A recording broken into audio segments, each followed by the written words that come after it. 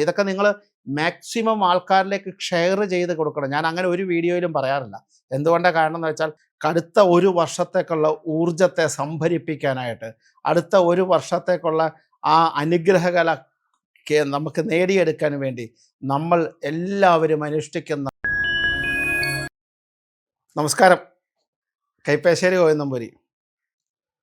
കഴിഞ്ഞ ഒരു വർഷമായി നമ്മൾ ഓരോ വിശ്വാസികളും നമ്മൾ കാത്തിരുന്ന ആ വലിയ അല്ലെങ്കിൽ ഏറ്റവും സുശക്തമായി നിൽക്കുന്ന, നമ്മുടെ ജീവിതത്തിൽ ഓരോ ദിവസവും നമ്മളെ ഉത്തരോത്തര അഭിവൃദ്ധിയിലേക്ക് എത്തിക്കാൻ പറ്റിയ, ഒരു വർഷമായി നമ്മൾ ചെയ്തു വന്നിരുന്ന ദുരിതങ്ങൾക്ക് പരിഹാരം കാണുന്ന, അല്ലെങ്കിൽ ഒരു വർഷത്തേക്കുള്ള നന്മയ്ക്ക്, ശ്രേയസ്സത്തിന്, ഐശ്വര്യത്തിന് കാരണഭൂതമാകുന്ന ആ മണ്ഡലകാലം വരവായി.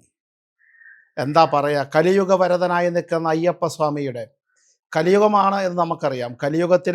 കലിയുഗവരതനായി നിൽക്കുന്ന അയ്യപ്പസ്വാമിയുടെ വ്രതാനുഷ്ഠാനം കൊണ്ട് പുണ്യഭൂമിയാകുന്ന ഈ ലോകമാണ്, അതായത് കേരളം മാത്രമല്ല, ഈ ലോകം മുഴുവൻ ഈ മണ്ഡലമാസക്കാലത്തിൻ്റെ അല്ലെങ്കിൽ മണ്ഡലകാലത്തിൻ്റെ ആ അനുഭവം അവർ ഉൾക്കൊള്ളുകയാണ്.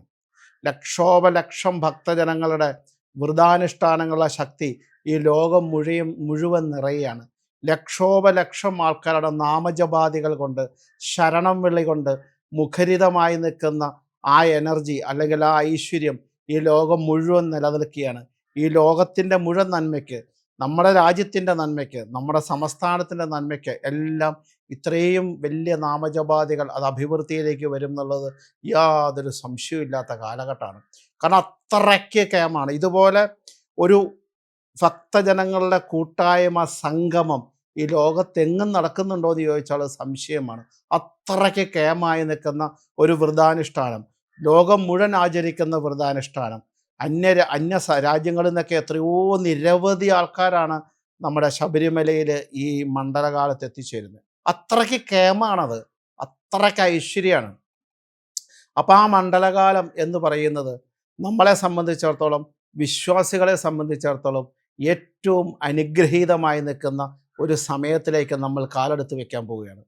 ഈ വൃശ്ചിക മാസം 1-ാം തീയതി തൊട്ട് ആ തുടർന്നുള്ള 41 ദിവസക്കാലം ഓരോ സനാതന വിശ്വാസികളായി നിൽക്കുന്ന നമ്മളും, ഓരോ വിശ്വാസം നിറഞ്ഞു നിൽക്കുന്ന ഓരോ കുടുംബത്തിലും അടുത്ത ഒരു വർഷത്തേക്കുള്ള ഊർജത്തെ സംഭരിപ്പിക്കാനായിട്ട്, അടുത്ത ഒരു വർഷത്തേക്കുള്ള ആ അനുഗ്രഹകല നമുക്ക് നേടിയെടുക്കാൻ വേണ്ടി നമ്മൾ എല്ലാവരും അനുഷ്ഠിക്കുന്ന കാലഘട്ടമാണ് മണ്ഡലമാസ വ്രതക്കാലം.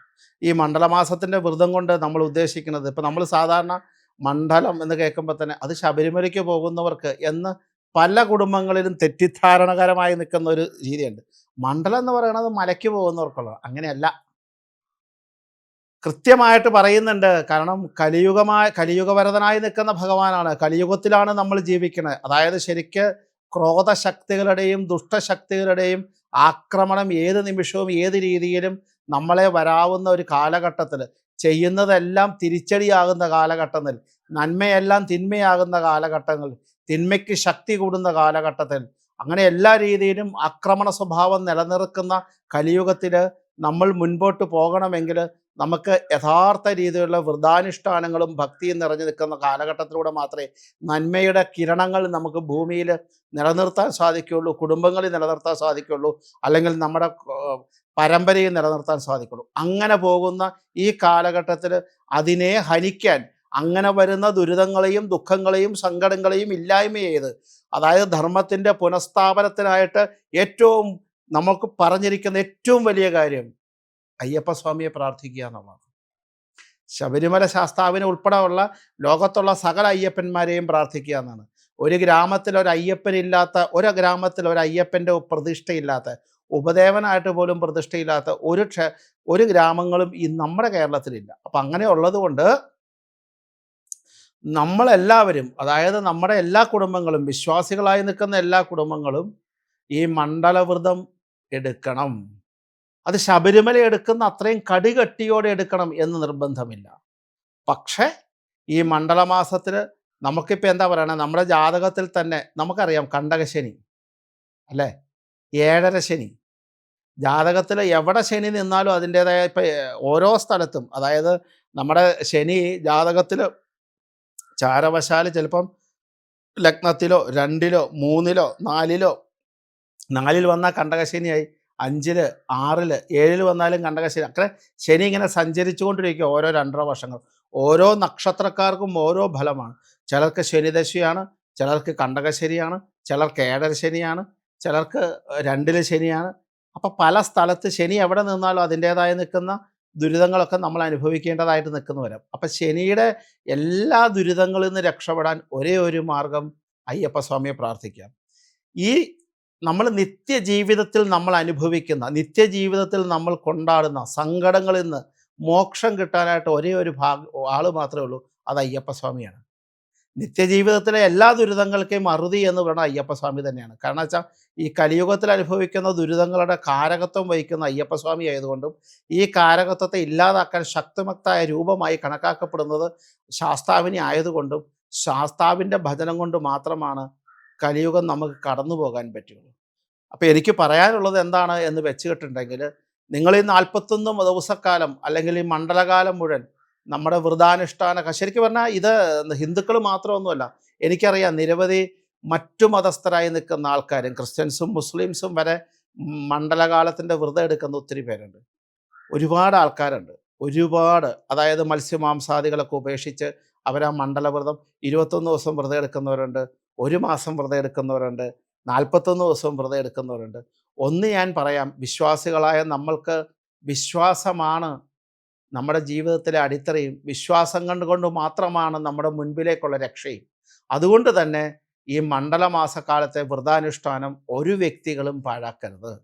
ഈ 41 ദിവസം ഇപ്പോൾ പഠിക്കുന്ന കുട്ടികളൊക്കെ ആണെങ്കിൽ അതുപോലെ കുടുംബനാഥന്മാർ ഒക്കെ ഈ 41 ദിവസം പറ്റുവാണെങ്കിൽ മാക്സിമം ഒരു മത്സ്യമാംസാദികൾ ഉപേക്ഷിച്ച് ആഴ്ചയിൽ ഒരു 2 ദിവസമെങ്കിലും അയ്യപ്പനെ തൊഴുത്, ഞാൻ കൂടുതൽ ദിവസമൊന്നും പറയുന്നില്ല, ശാസ്താവിൻ്റെ തൊട്ടടുത്തുള്ള അമ്പലത്തിൽ പോയി തൊഴുത് എല്ലാ ദിവസവും ശകലം നേരമെങ്കിലും ശരണം വിളിച്ച് ഒരു എന്താ പറയുക, ആ വ്രതാനുഷ്ഠാന കാലം പക്വമായി കൊണ്ടു നടക്കുക എന്നുള്ളതാണ് നമ്മൾ ചെയ്യേണ്ടത്.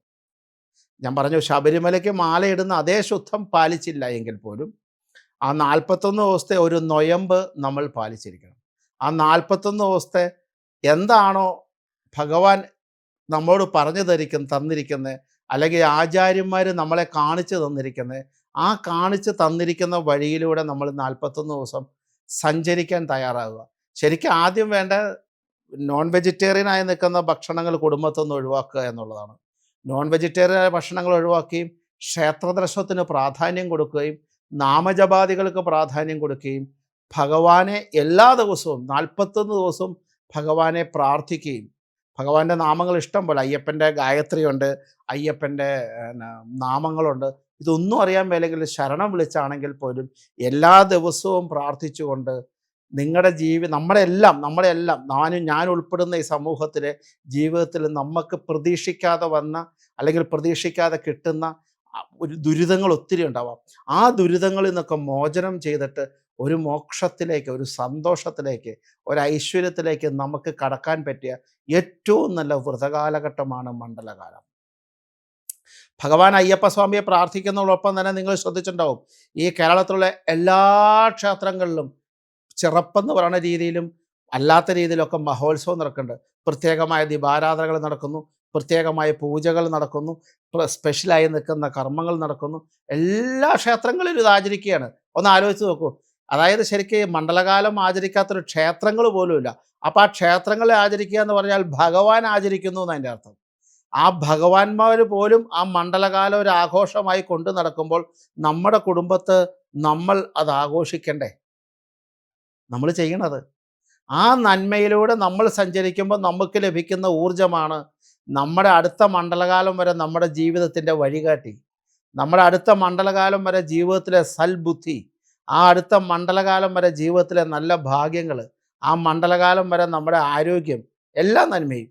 അപ്പോൾ അതുകൊണ്ട് ഈശ്വരന്മാർ പോലും മണ്ഡലകാലം ആഘോഷിക്കുമ്പോൾ എന്തുകൊണ്ട് നമ്മൾ ചെയ്യണില്ല എന്നൊരു ചോദ്യം ഞാൻ ചോദിക്കരുത്. നമ്മൾ ചെയ്തിരിക്കണം വൃത്തിയായിട്ട്. എത്ര കഷ്ടപ്പെട്ടാണെങ്കിലും ഈ 41 ദിനക്കാലത്തെ ശുദ്ധവൃത്യാദികൾ, രാവിലെ കുടുംബങ്ങളെല്ലാം ശുദ്ധമാക്കി വിളക്ക് വെച്ച്, വൈകുന്നേരവും വിളക്ക് വെച്ച്, അല്പം നാമം ജപിച്ച്, ആഴ്ചയിൽ എല്ലാ ദിവസവും പറ്റുമെങ്കിൽ അയ്യപ്പനെ തൊഴുത്, അയ്യപ്പൻ്റെ അമ്പലം ഇല്ലെങ്കിൽ അടുത്ത ഏതെങ്കിലും ആഴ്ച 2-3 ദിവസം അമ്പലങ്ങളിൽ തൊഴുത്, ആ വൈകുന്നേരം ഭഗവാനെ പ്രാർത്ഥിച്ച്, അയ്യപ്പ സ്വാമിയെ പ്രാർത്ഥിച്ച്, അല്പനേരം അയ്യപ്പൻ്റെ നാമങ്ങൾ ജപിച്ച്, ഭൂതനാഥ സദാനന്ദ സർവഭൂതദയാപര രക്ഷ രക്ഷ മഹാഭവോ ശാസ്ത്രേ തുഭ്യം നമോ നമ എന്നുള്ള നാമങ്ങളൊക്കെ ജപിക്കാം. അല്ലെങ്കിൽ എന്താ പറയണേ, ശരണം വിളിക്കാം. ഇതൊക്കെ ജപിച്ച് ആ നമ്മുടെ ആ ഒരു കഷ്ടകാല സമയത്തിൻ്റെ ദുരിതങ്ങളെയെല്ലാം മാറ്റി നമ്മൾ പൂർണ്ണമായിട്ട് സുരക്ഷിതരമാകുന്ന കാലഘട്ടം. അതുപോലെ തന്നെ മറ്റൊരു കാര്യം കൂടിയുണ്ട്. ഈ നമ്മളിപ്പോൾ വാക്കുകൊണ്ടോ ബുദ്ധി കൊണ്ടോ പ്രവൃത്തി കൊണ്ടോ അറിഞ്ഞോ അറിയാതെയോ നമ്മൾ പല തെറ്റുകളും നമുക്ക് പലതും വരാം. ക്ഷോഭിച്ച് സംസാരിക്കുന്ന ഉൾപ്പെടെ പല കാര്യങ്ങളും നമുക്ക് വരാം.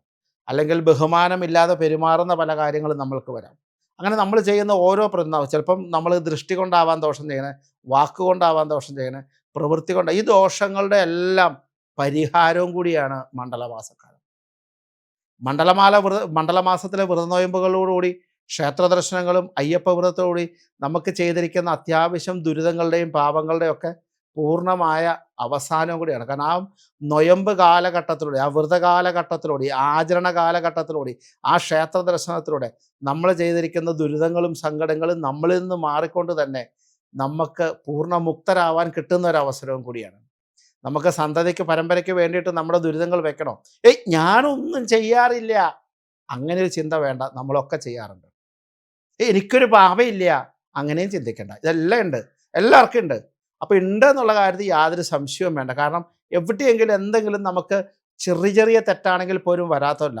ഈ തെറ്റുകളുടെ എല്ലാം ഭാവാംശങ്ങൾ നമ്മുടെ കുട്ടികൾക്ക് മാറ്റിവെക്കാതെ അതാത് വർഷം അത് നിലനിർത്തി ആ വർഷാവസാനം അതെല്ലാം അവസാനിപ്പിച്ച് പൂർണ്ണ മുക്തരാവാനും കൂടി ആചാര്യന്മാർ തന്ന ഒരു വ്രതകാലഘട്ടമാണ് മണ്ഡലകാലം.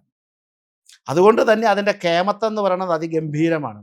അപ്പം എന്നെ ശ്രവിക്കുന്ന, അല്ലെ എന്നെ ഇത് പറഞ്ഞു കൊടുക്കാൻ പറ്റുന്ന, ഇതൊക്കെ നിങ്ങൾ മാക്സിമം ആൾക്കാരിലേക്ക് ഷെയർ ചെയ്ത് കൊടുക്കണം. ഞാൻ അങ്ങനെ ഒരു വീഡിയോയിലും പറയാറില്ല. എന്തുകൊണ്ടാണ് കാരണം എന്ന് വെച്ചാൽ, ഒരു കുടുംബം നന്നാക്കാൻ നമ്മൾ ശ്രമിക്കുമ്പോൾ നമുക്ക് കിട്ടുന്ന പുണ്യം വളരെ വലുതാണ്. ഓരോ കുടുംബവും നന്നാവുമ്പോൾ എല്ലാ മക്കളും നമ്മുടെ മക്കൾ തന്നെയാണ്. എല്ലാ മക്കളും രക്ഷപ്പെടുമ്പോൾ നമുക്ക് കിട്ടുന്ന ഭാഗ്യം വലുതാണ്. അപ്പോൾ അതുകൊണ്ട് തന്നെ ഈ ഒരു പുണ്യത്തിൽ നമ്മളെല്ലാം പങ്കാളികളാവണം. എല്ലാ വിശ്വാസികളും ഒരുമിച്ച് പ്രാർത്ഥനാനിരതമാകണം. അങ്ങനെ നമ്മുടെ കുടുംബങ്ങളും നന്നാവണം, നമ്മുടെ രാജ്യം നന്നാവണം, നമ്മുടെ സംസ്ഥാനം നന്നാവണം, നമ്മുടെ ഭരണകർത്താക്കൾ നല്ലണം.